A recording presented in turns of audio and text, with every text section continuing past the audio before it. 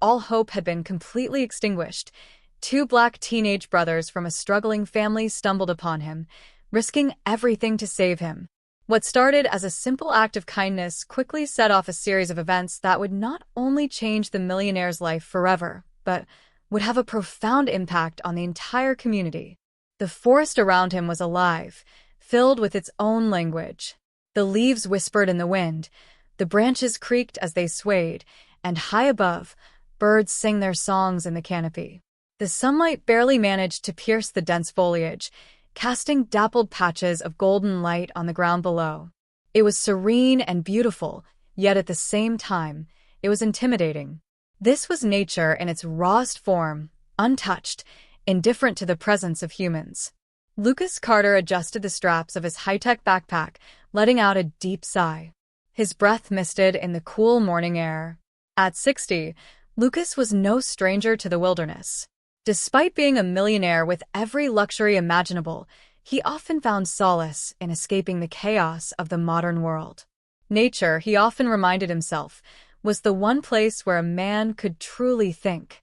Dressed in expensive yet practical hiking gear, boots designed to tackle uneven terrain, moisture-wicking clothes, and a durable weatherproof jacket, Lucas felt ready for whatever the forest might throw at him, or so he thought. His journey had begun like so many others. Lucas parked his luxury SUV near a remote trailhead, far from any town or city. He had planned a 3-day adventure, meticulously mapping out the trails he intended to explore. His backpack was filled with premium energy bars, purified water, a first aid kit, and a GPS device that worked even in areas with no cell service. The morning air was invigorating. Birds darted between trees, and squirrels scampered along the forest floor. Lucas walked with purpose, his boots crunching on the soft bed of pine needles. He occasionally paused to admire the scenery, snapping photos of rare plants and vibrant fungi with his professional-grade camera. Perfect, he muttered to himself, capturing a stunning shot of sunlight filtering through the trees. Around midday, Lucas stopped by a stream to refill his water bottle using a portable filtration system. The cool, pure water refreshed him, revitalizing his energy for the journey ahead. Checking his watch, he thought, plenty of time before I need to set up camp. But the forest, as beautiful as it was, also held hidden dangers. By mid-afternoon, Lucas strayed off the marked trail, lured by the sight of a vibrant bird with iridescent blue feathers. He followed its path through the trees, snapping pictures as it flitted from branch to branch. Each step took him deeper into the woods, farther away from his planned route. Just one more shot, he murmured, adjusting his camera's focus. The bird perched for a moment on a low branch, then took off again, leading him toward a steep incline. Without warning, the ground beneath his feet gave way. The soft, rain-soaked soil crumbled, and Lucas tumbled down the slope. Rocks and roots scraped against his arms and legs as he fell, and his camera slipped from his grasp. He crashed into the ground at the bottom with a painful thud, the breath knocked out of him. For several moments, he lay there, dazed and disoriented. Pain flared in his right leg, and when he managed to sit up, he saw a long, shallow gash running from his knee to his shin. Blood seeped through the fabric of his hiking pants, staining them a deep crimson. He tried to stand but winced as a sharp pain shot up his leg. Great, he muttered through gritted teeth. Just great. As the sun dipped lower in the sky, Lucas realized the gravity of his situation. His GPS device had been damaged in the fall, its screen cracked and unresponsive. His phone, safely tucked in his backpack, displayed a disheartening no-signal message. He was alone, injured, and far off his intended path. That night, Lucas managed to set up a makeshift camp at the base of the slope. Using the remaining strength in his arms, he gathered dry branches and managed to start a small fire with the lighter from his pack. The warmth of the flames provided a small comfort, but it did little to ease his growing anxiety. As darkness settled over the forest, the sounds around him changed. The cheerful chirping of birds was replaced by the eerie calls of nocturnal creatures. Twigs snapped in the distance, and the occasional rustle of leaves hinted at unseen animals moving through the underbrush. Lucas stared into the fire, its flickering glow illuminating his face as his mind raced with worry. Would anyone find him?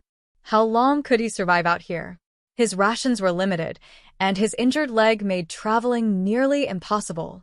The millionaire who had once felt invincible in his carefully curated life of comfort now felt small, vulnerable, and utterly alone.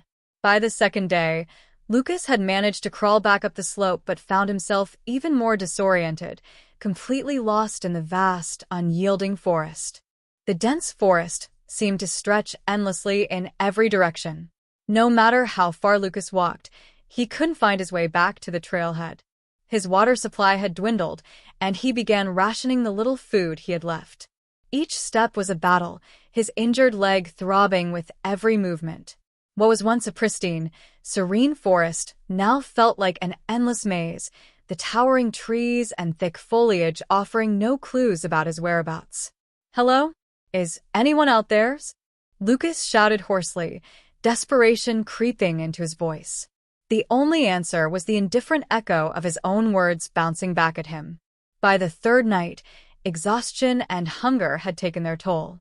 Lucas leaned against a tree, his body trembling from fatigue. His once pristine hiking gear was now tattered and stained with dirt and blood. He hadn't seen another soul in days, and the isolation pressed heavily on his chest. As the fourth day began, Lucas felt his resolve begin to crumble. His steps were uneven, his vision blurry, and he had almost surrendered to the overwhelming weight of the situation. It was then, in the midst of his despair, that a faint sound cut through the stillness of the forest. Voices. His heart leapt. He froze, straining to listen. Over there, a young voice called out urgently, "I heard something." Moments later, two figures emerged from the trees. They were boys, teenagers, dark-skinned, their clothes simple but sturdy. The older one, perhaps 17, carried an axe over his shoulder, while the younger one, maybe 14, held a bundle of traps in his hands. Lucas stared at them, his breath catching in his throat. He tried to speak but could only manage a weak "help." The older boy, Elijah, approached cautiously, his sharp eyes scanning Lucas from head to toe. "Mister, are you okay?" he asked, his voice steady yet filled with concern. The younger boy, Caleb, rushed forward, dropping his traps. "Elijah, he looks hurt bad." His voice rose with alarm, and he turned to Lucas, his expression softening. "Don't worry, sir. We'll help you." For the first time in days, Lucas felt a flicker of hope. These boys, so young and yet so determined, were his lifeline in a forest that seemed intent on swallowing him whole. Thus began their journey, a journey built on trust, resilience, and the quiet kindness of strangers. Elijah's sharp eyes darted between Lucas's pale face and the makeshift bandage on his leg. The older boy's instincts kicked in as he assessed the situation. "He's not going to make it out of here on his own," Elijah muttered, half to himself. "We have to do something." Caleb, his face tight with worry, bent down next to Lucas, who was slumped against a tree, struggling to catch his breath. Caleb gently placed a hand on Lucas's arm. "Sir, can you stand?" Lucas tried to speak, but his voice cracked, barely audible. I'll try," he managed. The effort made his head spin. He braced himself against the tree, trembling as he attempted to push himself up with his uninjured leg. The pain shot up his shin like a lightning bolt, and he collapsed back down with a frustrated grunt. Caleb turned to Elijah, panic creeping into his voice. "Elijah, we can't just leave him here." Elijah's expression hardened with resolve. "We won't," he said firmly. "We'll help him." He turned to Lucas, his voice calm and steady. "Sir, we're going to get you out of here. It's not far to our place, but you'll have to lean on us." Lucas glanced between the two boys, his weary eyes filled with gratitude and disbelief. These kids, barely old enough to be on their own, were stepping in to help a man they had never met. "Thank you," he rasped, his throat dry. Elijah moved beside Lucas, looping the man's arm over his shoulder, careful to avoid the injured leg. Caleb positioned himself on the other side, offering support for Lucas's other arm.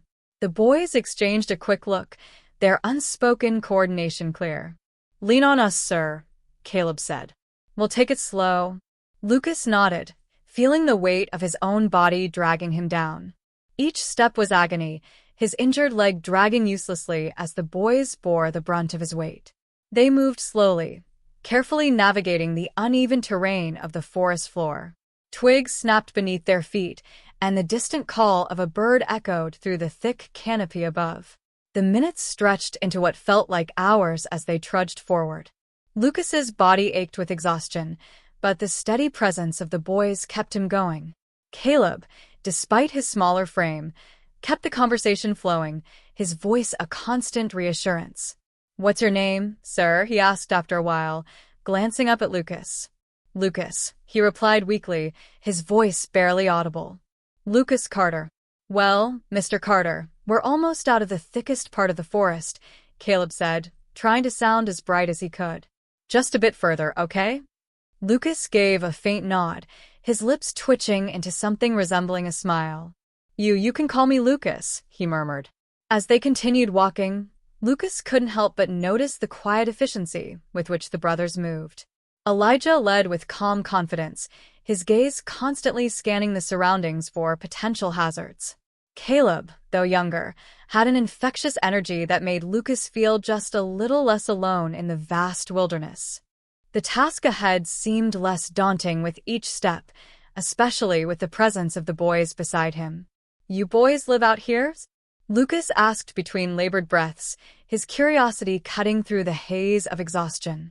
Without glancing back, Elijah answered, "We live with our grandma. She raised us after our mom passed. It's just the three of us now." Caleb chimed in, his voice softer. "We come out here a lot, to chop wood, set traps, and sometimes just explore. It's how we help Grandma keep things running."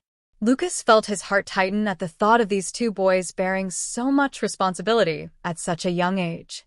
"That's a lot for you to take on," he murmured. Elijah shot him a brief glance, his expression unreadable. "We do what we have to," he replied simply. After what felt like an eternity of walking through the dense forest, it finally began to thin. A small clearing came into view, and in the middle of it stood a modest wooden cabin. Its weathered exterior blended seamlessly with the surrounding trees, and smoke lazily curled from the chimney. The faint smell of something savory drifted through the crisp evening air. "We're here," Elijah said, his voice filled with relief. "Come on, let's get you inside." Caleb dashed ahead to open the door, calling out as he did, "Grandma, we found someone in the woods. He's hurt." The door creaked open to reveal a woman in her 70s, a shawl draped over her thin shoulders. Her face, lined with age and wisdom, lit up with concern as she stepped outside. "What happened?" she asked, her voice warm but firm. "He fell and got hurt," Elijah explained as he helped Lucas toward the cabin. "He's been out there for days." The woman's eyes softened when she saw Lucas's disheveled appearance. "Oh, you poor man," she said, stepping aside to let them inside. Come in. Let's get you warm and taken care of." The cabin was small but cozy. A fire crackled in the stone hearth, casting flickering shadows across the walls. The furniture was simple, well-worn, chairs that had clearly been well used, a sturdy table, and a faded rug that added warmth to the wooden floor. The scent of vegetable stew filled the air, and Lucas's stomach growled involuntarily. "Sit him down here," the woman instructed, gesturing to a chair near the fire. Elijah and Caleb carefully lowered Lucas into the seat, and the warmth from the fire seeped into his chilled bones almost immediately.